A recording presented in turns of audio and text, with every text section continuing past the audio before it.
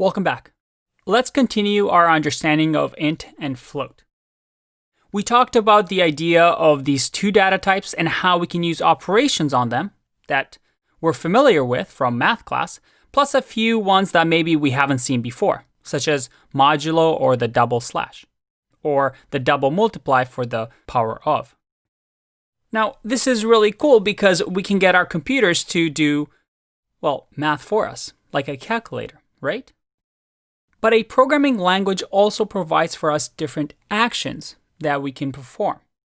Now, besides these ones, we also learned that there's a type action that we can take, there's a print action that we can take, but there's also specific math type functions that int and float are able to use that are built into Python.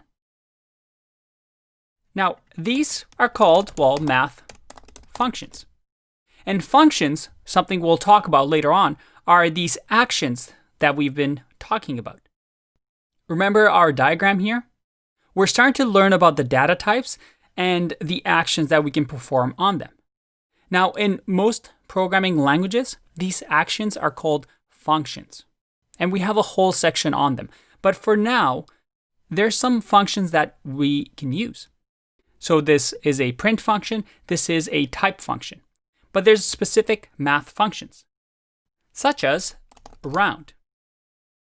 And you see right away, when I type, REPL is a tool like an IDE that hints and tells us what we can add. So it says round and give me a number and maybe an nth digit. But let's just worry about the first one for now.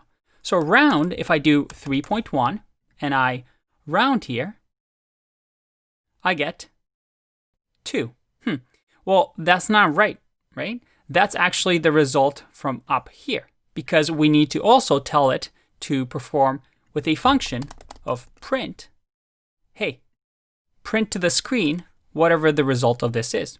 And just to make things easier to see, I'm going to comment this out. So I'm just selecting everything and then pressing Command/, or if you're on Windows, Control/. If I click Run, I get 3 because I'm rounding down the number. So let's say if it was 3.9, I click and I get 4. Again, I'm rounding the number. Another math function that's built into Python is something called ABS. And you see right away that I get ABS here. And ABS returns the absolute value of the argument.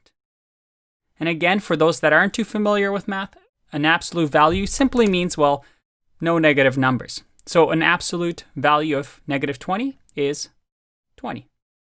And now, because we know about math functions, I can start Googling, right? I can say, hey, I'm a Python programmer and I want to learn about math functions. Well, I can go Python 3 math functions. And look at that. Right away, Google tells me that there's a ton that we can use. You don't have to memorize all of these. As a matter of fact, some of these I've never ever used in my programming career. But it's good to know that they have these tools available to you. And as a programmer, this is something that you'll have to get used to. The idea that you won't actually memorize every single action that we can take for each data type. Because some of these are very rarely used. Some of them you'll never use in your career. The key is to understand how to Google them and how to find them.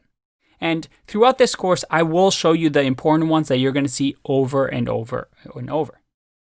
But as a way for you to develop as a programmer, at least you know that this is how you look for answers and find out that, hey, there's different math functions that we can use with numbers. All right, let's take a break and continue in the next video. Bye-bye.